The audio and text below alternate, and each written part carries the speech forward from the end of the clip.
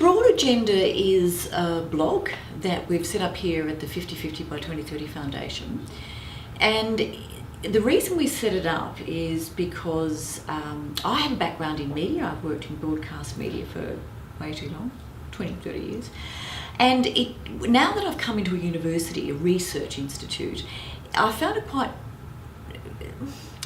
a little disturbing that I would see so much great material, so much wonderful research that wasn't being seen or I guess translated to a mainstream general audience in the way that I thought it should. And when I started looking around, not just Australia but around the globe, for the sort of blog that had information about gender. There's a lot of interesting research going on in the gender equality space, in the feminist scholar space. And when I started looking for a blog that gave me a bit of that, with a bit of more general media stuff, I couldn't find one.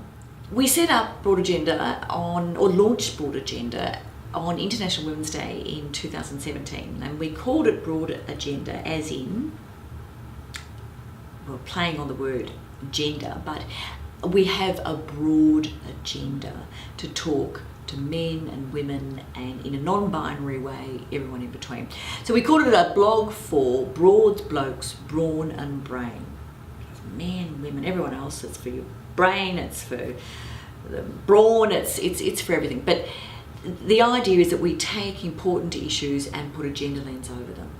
Our focus started off very much around public policy, because I sit the Institute of Governance, under which the foundation is housed, also incorporates the Centre for Deliberative Democracy, so I have a lot of world-class scholars around me who are experts in democracy, participatory processes, etc. So we started off focusing on that, but we've broadened it out a great deal, including to looking at gender equality in the arts. In fact, we've just run a really interesting piece on that, and we are really interested in expanding more to include blogs from artists and about women working in the arts and gender equality in the arts in general, and also photo essays.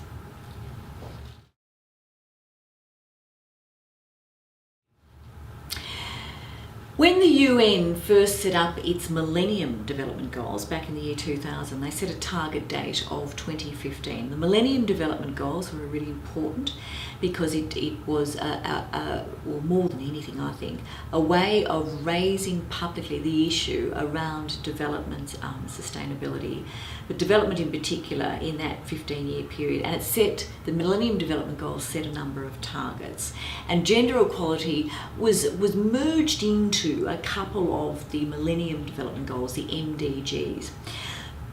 A number of targets were set as we were drawing towards 2015, and I happened to be on the board of UN Women National Committee Australia at the time. I joined in at the end of 2010, and we started talking about what happens at the end of 2015 when the Millennium Development Goal target is up. What happens then? Well, then we heard, of course, that we would be moving on to a new set of targets under the Sustainable Development Goals, the SDGs. And with the 17 SDGs, we were really pleased to see that one SDG was dedicated wholly and solely towards gender equality. Gender equality cuts through every SDG, and gender equality targets are integrated in every Sustainable Development Goal, but it's important to have a particular Sustainable Development Goal focused on gender. Now, the reason this is important in the 21st century, in 2018, is because there is no nation in the world, and there are 193 member states of the United Nations, not one of them has achieved gender equality. Not one, Australia included. Back in 1995, at the United Nations World Conference for Women, the Fourth World Conference for Women, an agreement was made in which 189 countries signed on to what we then called the Beijing Declaration for a platform for action, the Beijing Declaration it was called, and it was the greatest blueprint for gender equality ever written to this day. So that was 1995. a lot of the targets set there and the direction set there really were excellent. We were really excited back then about where we would be 20 years forward. Well, unfortunately, in many respects, we've gone backwards. Some targets have been met and some measures have been treated with great seriousness and progress has been made. But, you know, it is extraordinary that we can say categorically, and the data says it all, there is not one nation that has achieved gender equality, not gender equality in economics, in economic empowerment, not in political empowerment, not for many in health. Australia is faring very poorly there, interestingly, and in education. And they're the four main measures that the World Economic Forum uses for its Global Gender Gap Index. Australia's doing very well in education. The other three key measures we're doing very poorly in. So this is why we still need to have something like a sustainable development goal that focuses on gender, to remind people that in fact, hey folks, there's a huge amount of work yet to be done.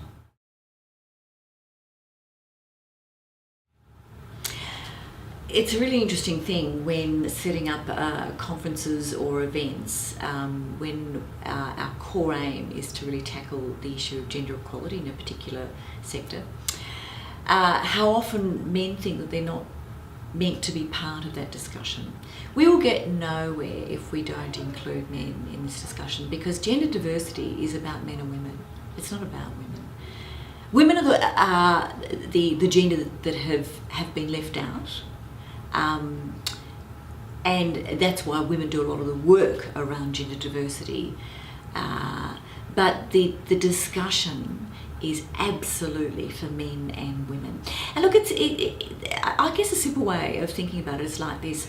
When you think about the sort of societies that we want to live in and the sort of cultures that we want to experience and celebrate, do we want those to be inclusive of everyone, men and women and different, all sorts of different identities, gender being our most prominent, but different ethnicities, different race, there are some people with disabilities. If we really want to include everyone in our world, which I think we should, not just to be good or do the right thing, but because it makes the world around us a more interesting place, and we are richer for the diversity of experience that we have around us, that we have around a negotiating table, that we have in a meeting room, that we have at a conference, in discussion, in sharing experience, so that we can grow from learning experiences. We are better off with a diverse range of input. I don't want to go to conferences that are all women anymore. Similarly, I don't want to attend meetings anymore where I'm the only woman. I want the world to reflect the reality, which is that women have an equal, not only an equal right to positions of power and decision making, but are necessary to be part of our governance structures, our decision making structures, our political structures. It seems to me so obvious, it's kind of funny that we even talk about it, but we do need to. And I find it really disappointing when men say, oh no, look, if that's about gender diversity or in improving the representation of women, that's not for me, it's not about me. Well, in fact, you're wrong, it is about you. It's absolutely about you. The 50/50 Foundation has really been born of the idea that we've got to stop talking about the women's movement in isolation, but we have to talk about the vision, which is, for us, having men and women share key leadership positions and key decision-making roles in public leadership by the year 2030. And we cannot do that if men don't think they're part of it, and we can't do it if women think it's all about them. It's just not.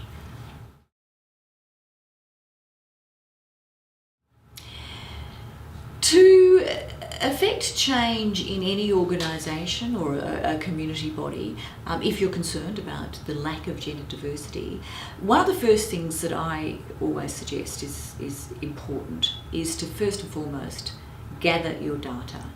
It's very hard to talk about the need to change. People don't like change.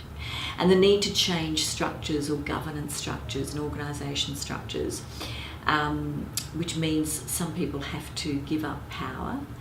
It's really hard to get people on board with this if they don't see a need for it. And often if you are in the dominant category, you don't see a need for it because as far as you're concerned, everything's fine. You know, everyone's like you and you're there and what have you. And that's why often men just don't see it until it's really put under their nose. And we've certainly found that the best way to bring men to the table of understanding the need for change is by providing the data.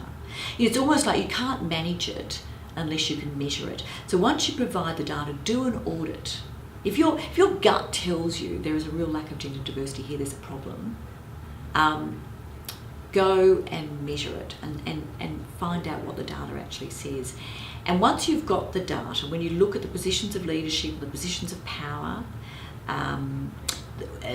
those who are in the pipeline, what the governance structures are and how people get into them, how people are voted in or voted off, you know, what are the processes around that. Once you really start doing audit of your data, of your numbers, but also of your systems, how you arrive at those numbers, it often can be really surprising. And in fact, Libby Lyons, who is the director of the Workplace Gender Equality Agency, who does some wonderful work, said this wonderful thing back in 2016 when she was launching the Gender Equality Agency's, the Workplace Gender Equality Agency's scorecard. She said she often speaks to big organisations who'll say, "Oh, Libby, we don't have a gender equality problem in leadership. We've got some terrific women." And it's not until they actually do the audit that they realise, they look at the numbers and realise, oh goodness, we do have an issue. And the same with the gender pay gap. They say, oh no, well, of course we pay women fairly, of course we don't have a gender pay gap. You know, I'm all for supporting women, my wife's a woman, my daughter's a woman, I love women, you know, I'm all for women, we don't have a problem here. And then you do the audit, you actually look at the differences, the numbers, and put it under their nose. And her words were, they are gobsmacked. A lot of these men in leading positions are gobsmacked at what they find out when they see the data. So do an audit, look at the processes, look at particularly governance processes. How do we get people onto committees? Who's doing the appointing? Is it, oh, I know so-and-so, he'll be great, blah, blah, blah.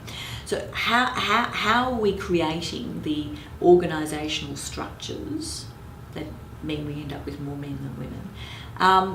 And from there, it's really important to get the leadership of any organisation involved in the change. If the leadership don't believe in it, you won't make it happen. Change, as I say, is hard, it's uncomfortable. It really does mean some people have to give up power.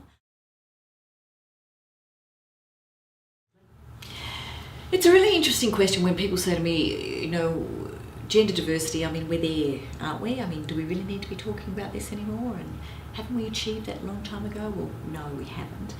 Why it matters is important to understand. It's not just about some ballsy women who want to get into leadership positions. And in fact, a lot of women don't, just as a lot of men don't. It's not about that. It is about creating a healthier democracy. It's about creating healthier communities. It's empowering everyone, and not so that they can become leaders or prime ministers or premiers or CEOs of companies necessarily, but it's about empowering men and women equally, giving them not just access to the same resources, but supporting where structures work against women, and systemic structures in workplaces often do, work against women, particularly women who have children and they have to take time out, and they often will step down from more senior roles or return in more less senior roles, lose confidence, all that sort of stuff. When those systemic things affect women's ability to work, and ability to be promoted and all that sort of thing, we need to provide extra support for them. So gender diversity strategies need to take that into account. So when we talk about gender equality, there's this lovely image that you will often see when we talk about equality versus equity. Gender equality can be that you give everyone a box that's a certain height so that they can all look over the fence and watch the football match. You might have a tall person, a medium-sized person, and a tiny little person, but give them all the right height boxes and they can all see the match. That's nice, that's equality. But if we're talking about equity, we need to take into account that some people will always be small, some people will always be medium-sized, and some people will always be tall and have a bit of an advantage. So they don't need quite as much support as this person down here. And you know what else? We don't need a fence at all. Let's get rid of the fence so that everyone has greater access. So, equity, equality, gender diversity, in a nutshell, is about not just making level playing fields, but, as I say, empowering everyone in a way that means we can all flourish according to the skills and talents we have and the gender that we have, and that the characteristics of our personalities will be valued regardless of whether we're male or female. Sometimes it's argued that, in a very old-fashioned way, that men have greater capabilities when it comes to leadership. Now, all the research shows that that's just nonsense. It's just not the case at all, and that capabilities, leadership capabilities, are not gendered. We gender them in our mind, but they're not gendered. The biology, the sex difference between men and women does not create better leaders in the male sex and better nurturers in the female sex. Conditioning and social context and upbringing has a huge amount to do with that. And that's a whole other area of discussion. But, it's really important to understand that the world, for a long time, we have been operating at less than half capacity when we believe, the way of the world is that men do this and women do that, and it's appropriate for women to do this and for men to do that.